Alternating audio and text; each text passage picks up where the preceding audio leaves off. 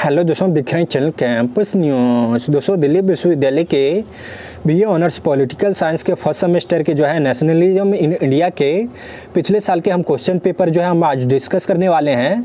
और साथ में जो इम्पोर्टेंट क्वेश्चन हर एक बार आपके एग्जाम में पूछे जाते हैं, आज हम ये भी बताने वाले हैं। और साथ में एग्जाम में आपको किस तरह से लिखना है ताकि आपको अच्छा नंबर मिल पाए, हम पूरे डिटेल में आज हम यही बताने वाले हैं।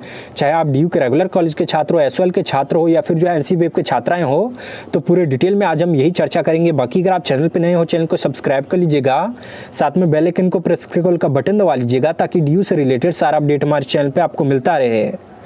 तो दोस्तों, ये जो क्वेश्चन पेपर है पिछले साल के BA ऑनर्स पॉलिटिकल साइंस के नेशनलिज्म इन इंडिया के फर्स्ट सेमेस्टर का क्वेश्चन पेपर है, तो इसके ऊपर में सबसे पहले तो हम चर्चा कर लेते हैं। तो दोस्तों, ये देख सकते हो फर्स्ट सेमेस्टर का ये क्वेश्चन आपको 75 नंबर का पूछा जाएगा। फर्स्ट सेमेस्टर का है, 3 घंटे एग्जाम आपको लिखने के लिए दिया जाएगा। यहाँ पे आपको एक चीज़ ध्यान रखना है कि आपको अपना आंसर शीट लिखना है वो आप हिंदी या फिर इंग्लिश दोनों मीडियम में से किसी भी एक मीडियम में लिख सकते हो, चाहे आपका कोई भी मीडियम हो, इससे कोई फ़र्क नहीं है। लेकिन आपको ये ध्यान रखना है कि सारा एग्ज़ाम आपको एक ही आंसर यानी कि एक ही मीडियम में लिखना होगा। बाकी किन्हीं 4 प्रश्नों के उत्तर दीजिए, सभी प्रश्नों के अंक समान हैं। प्रश्न पत्र उत्तर या अंग्रेजी या हिंदी किसी एक भाषा में दीजिए, लेकिन सभी उत्तरों का माध्यम एक ही होना चाहिए। तो दोस्तों, इसमें 4 क्वेश्चन आपको आंसर देना है, लेकिन इसमें आपको टोटल वो 8 क्वेश्चन पूछा गया, जिसमें से 4 क्वेश्चन के आंसर आपको देना होगा। तो इसमें से कोई भी का आप आंसर दे सकते हो, जो भी आपको लग रहा है कि जिसमें आप अच्छा लिख पाओगे या फिर जिसमें अच्छा आप नंबर ला पाओगे, उसमें आप पूरा का पूरा उसी क्वेश्चन को करिएगा ताकि आपको दिक्कत ना हो पाए। तो दोस्तों, अब हम पहले क्वेश्चन पे आ जाते हैं और शुरुआत करते हैं। तो दोस्तों, यहाँ पे देख सकते हो पहला जो क्वेश्चन है वो राष्ट्रवाद को परिभाषित कीजिए। भारतीय राष्ट्रवाद के अध्ययन में विभिन्न उपागमों की विवेचना कीजिए। तो दोस्तों, ये बहुत ही इंपॉर्टेंट टॉपिक है, जो कि हर एक बार राष्ट्रवाद को लेके आपको आता ही आता है। और ये हर एक बार देख सकते हो आप पिछले साल के कई सालों के जब मैं एग्जाम खुद दिया था तो उस समय भी राष्ट्रवाद को लेके पूछा गया था। और ये हर एक बार जब मैं देखता आ रहा हूँ लगभग 3-4 साल से, तो इसमें हर एक बार ये टकराता ही है। तो आप राष्ट्रवाद को लेके जरूर पढ़ लीजिएगा और पूरे डिटेल में आप अपना नोट्स या फिर जो भी स्टडी मटेरियल है या फिर जो भी आपको जिन्हें बाहर से अगर आपने बुक परचेज किया है, तो वो अगर आप पढ़ेंगे तो इस टॉपिक के बारे में आपको पता चल पाएगा और पूरा का पूरा आप अच्छे से लिख पाओगे। तो दोस्तों, सबसे पहले तो आपको राष्ट्रवाद को लिखना है कि राष्ट्रवाद क्या होता है। ये पूरे डिटेल में आपको 1 से 2 पेज के अंदर लिख देना है। उसके बाद आपको भारतीय राष्ट्रवाद के अध्ययन में विभिन्न उपागमों की विवेचना करना है। यानी कि भारतीय राष्ट्रवाद कहाँ से इसकी शुरुआत होती है और इसके मतलब कौन से लोग थे भारतीय राष्ट्रवाद को लाने में महत्वपूर्ण, जिन्होंने इसको भारत में प्रचार किया। ये सब पूरे डिटेल में और अलग अलग इसको लेके थ्योरी भी दिया हुआ है। तो उसके बारे में आपको भारतीय दृष्टिकोण के हिसाब से आपको समझाना है। अगर आप लिख दोगे अच्छे से तो आपको पूरा का पूरा नंबर इसमें मिल जाता है। अब हम आते हैं दूसरे क्वेश्चन पे। और दूसरा 19वीं सदी के भारत में सामाजिक एवं धार्मिक सुधार आंदोलनों का महिलाओं के जीवन को बेहतर बनाने में योगदान की विवेचना कीजिए। तो दोस्तों, 19वीं सदी में जो आंदोलन हुए थे भारत में सामाजिक सुधार को लेके, महिलाओं के जीवन को लेके, तो इस पे आपको विवेचना करना है। जैसे सती प्रथा था, एक महिला के जीवन में सुधार को लेके बहुत ही था, बाल विवाह था, ये सब इम्पोर्टेंट टॉपिक है। और इसके बारे में अगर आप लिख दोगे तो पूरा का पूरा नंबर आपको आ जाएगा। तो 19वीं सदी में महिलाओं के सामाजिक आंदोलन में भूमिका पे आपको लिख देना है। तो ये सब आप अच्छा से अच्छा लिख पाओगे। जैसे बाल विवाह पे इन्होंने इस पे भी काफ़ी डिटेल में आप लिख सकते हो। दूसरा सती प्रथा पे जिन्होंने राजा राम मोहन राय का इसमें महत्वपूर्ण भूमिका है। तो इस पे अगर आप डिटेल में लिखोगे और इसमें ये सब बदलने पे महिलाओं के जीवन में क्या बदलाव आती है, उनके जीवन को बेहतर बनने में किस तरह से ये बदलाव लाते हैं, तो इसके बारे में आप अच्छे से लिख भी पाओगे और अच्छा नंबर भी इस तरह के क्वेश्चन में मिल पाता है अगर आप लिख देते हो ठीक ठाक। तो ज़रूर जो है आप पढ़ लीजिएगा इस सब के बारे में। उसके बाद जो है तीसरा टॉपिक है भारतीय राष्ट्रवाद के गरम एवं नरम दल के विचारों की तुलना कीजिए। तो दोस्तों ये भी जो है बहुत ही इंपॉर्टेंट टॉपिक है और इसमें जो है आपको लिखना है कि भारतीय राष्ट्रवाद के गरम और नरम दल के जो है उसमें जो है तुलना करना है कि पहले तो आपको जो है भारतीय राष्ट्रवाद के बारे में लिख देना है शॉर्ट में लगभग 1 पेज में। उसके बाद जो है भारतीय राष्ट्रवाद के जो गरम दल के जो नेता थे उसके बारे में भी लिखना है और जो नरम दल के नेता थे उसके बारे में भी लिखना है। उसके बाद जो है तुलना कर देना है इसका कि उनका जो है इस चीज़ को लेके क्या करना था, गरम दल वालों का क्या कहना था और नरम दल वालों का जो है इस चीज़ को लेके जो है किसी भी टॉपिक को लेके जो है क्या कहना है। एग्जाम्पल देते हुए जो है आपको समझा देना है। अगर आप इस तरह से जो है लिख दोगे तो आपका जो है पूरा का पूरा नंबर जो है कोई भी जो है काट नहीं सकता है, आपको पूरा का पूरा नंबर जो है मिल पाएगा। लेकिन आपको जो है इस टॉपिक के बारे में अच्छे से जो है जो व्यक्ति थे गरम दल में और नरम दल में, जैसे बालपाल के नाम से जाने जाते थे, इस तरह के जो है, तो ये सब जो अगर आप लिख देते हो तो ये जो है टीचर के ध्यान में चला जाता है और इस तरह से जो है आपको पूरा का पूरा नंबर जो है मिल जाता है। बाकी अब जो हम चौथे नंबर पे आते हैं और असहयोग आंदोलन पे आपको जो है निबंध लिखने के लिए बोला जाए तो सहयोग आंदोलन जो कि आपने बचपन से अभी यानी कि अगर आपका जो है 12th में आर्ट्स था तो आपने जो है 12th में पढ़ा होगा, इससे पहले जो है 10th में भी पढ़ा होगा, 11th में पढ़ा होगा, अब जो है आप फर्स्ट ईयर के फर्स्ट सेमेस्टर में भी जो है पढ़ रहे हो, तो इस पर जो है आप अच्छे से लिख पाओगे। असहयोग आंदोलन की जो है शुरुआत किस तरह से हुई थी, किस तरह से ये जो है चला था, ये सब के बारे में आपको जो है लिखना है। गांधी जी का जो है इसमें महत्वपूर्ण भूमिका है, तो ये सब जो है इसमें जो है आप पूरे डिटेल में लिख दोगे तो आपको जो है पूरा का पूरा नंबर जो है मिल जाता है। और इस तरह के क्वेश्चन में जो है आपको जो है पूरा का पूरा नंबर, इस तरह के जो है पेपर में आपको जो है पूरा का पूरा नंबर और ज़्यादा से ज़्यादा परसेंटेज लाने का जो है मौका रहता है। तो आप अगर अच्छे से लिखोगे, साफ सुथरे राइटिंग में अगर लिख दोगे तो आपको जो है पूरा का पूरा नंबर भी जो है और अच्छा नंबर भी जो है आपको मिल जाता है। तो ये जब जो है आप ज़रूर ध्यान रखिएगा और अच्छे से साफ सुथरे राइटिंग में जो है लिखिएगा, अपने लैंग्वेज में लिखिएगा। ऐसा नहीं कि जो किताब में है सेम टू सेम उसी तरीके से जो आप रट के लिख देते हो, ऐसा नहीं है। ऐसे अगर लिखोगे तो आपको नंबर जो है कटेगा, ज़रूर कटेगा। टीचर को लगेगा कि ये जो है या तो रट के लिखा है या जो है चीटिंग करके लिखा है, तो इसलिए जो है नंबर काट लेते हैं। अगर आप अपने हिसाब से अपने लैंग्वेज में लिखोगे, हालांकि जो है डेट ये सब जो है टाइमिंग जो व्यक्ति हैं उस सब के बारे में जो है सब कुछ ठीक होना चाहिए, लेकिन लैंग्वेज अपना हिसाब, लिखने का स्टाइल जो है अपना हिसाब से होना चाहिए। ऐसे में जो है पूरा का पूरा नंबर जो है मिलने का चांस रहता है या फिर जो अच्छा नंबर मिलने का जो है चांस रहता है। अब हम आते हैं 5वें नंबर पे।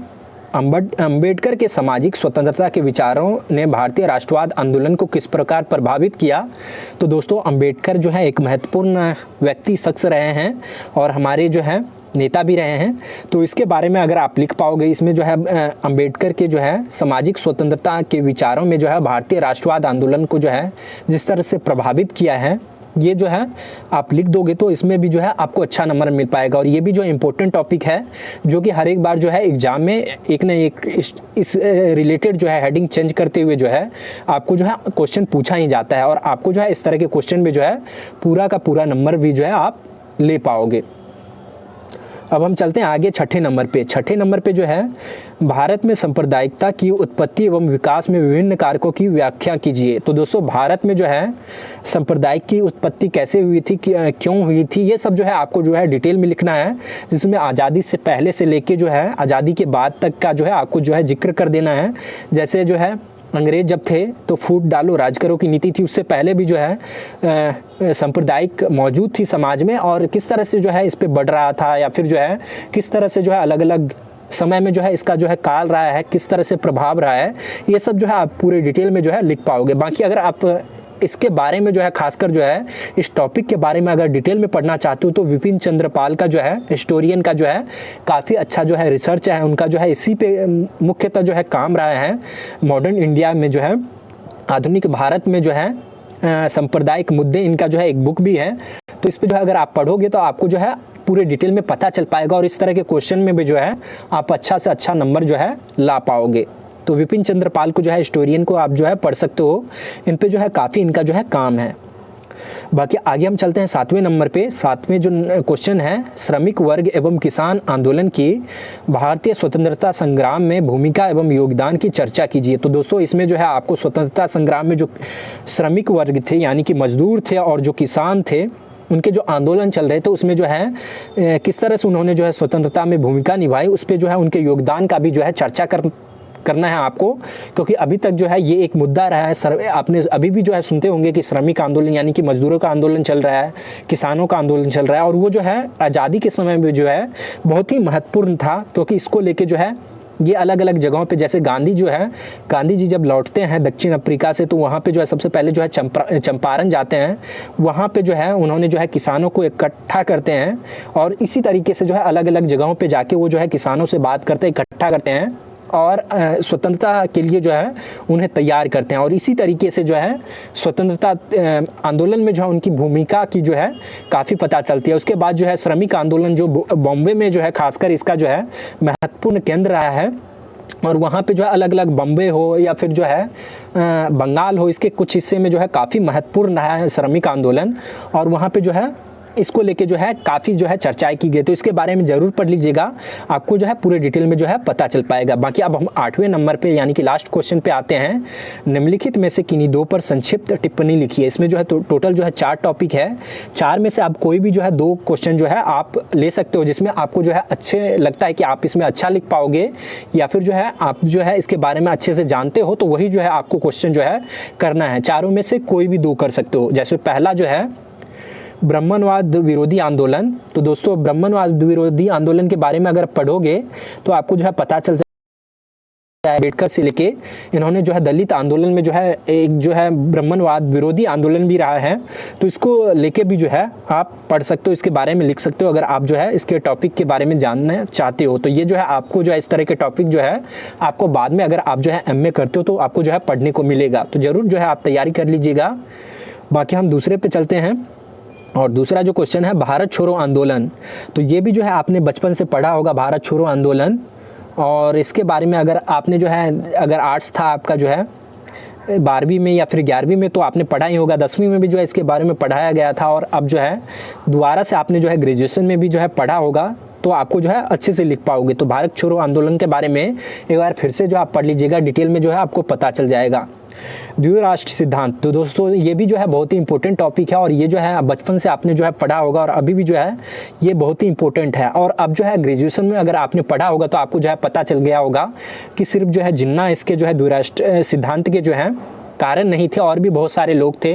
हिंदू महासभा के कई सारे लोग थे, बाकी सावरकर जो है जिन्होंने जो है जिन्ना के साथ जो है सावरकर का नाम आता है द्विराष्ट्र सिद्धांत के लिए, और इन्होंने भी जो है चाहते थे कि हिंदू मुस्लिम जो है एक साथ नहीं रहता है, दोनों को जो है अलग होना चाहिए, और इनके लिए अलग राष्ट्र होना चाहिए, हमारे लिए जो है हिंदुओं के लिए अलग राष्ट्र होना चाहिए। तो बचपन से हमें यही सिखाया जाता है या फिर पढ़ाया जाता है कि जिन्ना ने जो है द्विराष्ट्र का सिद्धांत दिया था, लेकिन अब जो है ग्रेजुएशन में आपको जो है धीरे धीरे पता चलना स्टार्ट होगा कि सिर्फ जो है जिन्ना नहीं थे, जिन्ना जो है उनका समर्थन किया था, और मुस्लिम लीग के साथ उन्होंने जो है उन पे जोर दिया था, मतलब पाकिस्तान बनाने पे जोर दिया था। लेकिन उससे पहले भी जो है जिन्ना से पहले भी जो है बहुत सारे लोग थे, हिंदू महासभा के जो है कई सारे लीडर थे, उनमें से उन्होंने जो है पहले से ही कहते हैं कि द्विराष्ट्र सिद्धांत होना चाहिए, यानी कि हिंदू का अलग राष्ट्र होना चाहिए और मुसलमानों का जो है अलग राष्ट्र होना चाहिए। तो द्विराष्ट्र सिद्धांत जो है आप जब पढ़ेंगे ग्रेजुएशन में तो आपको जो है काफ़ी कुछ जो है चीज़ जानने को भी मिलेगा और सीखने को भी मिलेगा, और इस पर आप जो है अच्छे से लिख भी पाओगे।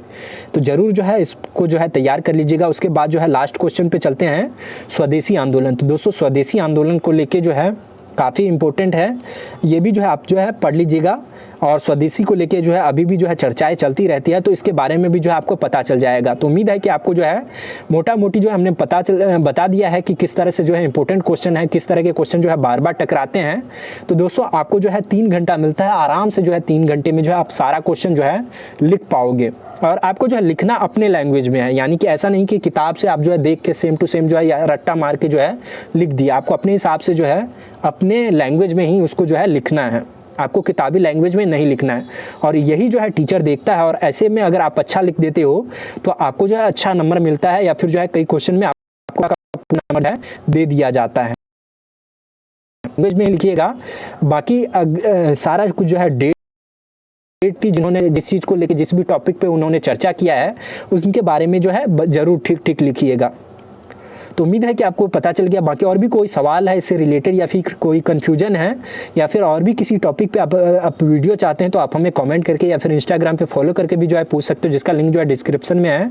बाकी आज की इस वीडियो में इतना है। वीडियो पसंद आए तो लाइक करिएगा, अपने दोस्तों के साथ शेयर करिएगा और चैनल पे नए हैं चैनल को भी सब्सक्राइब जरूर कर लीजिएगा ताकि इसी तरह से और वीडियो हमारे चैनल पे आपको मिलता रहे। बाकी शुक्रिया, धन्यवाद।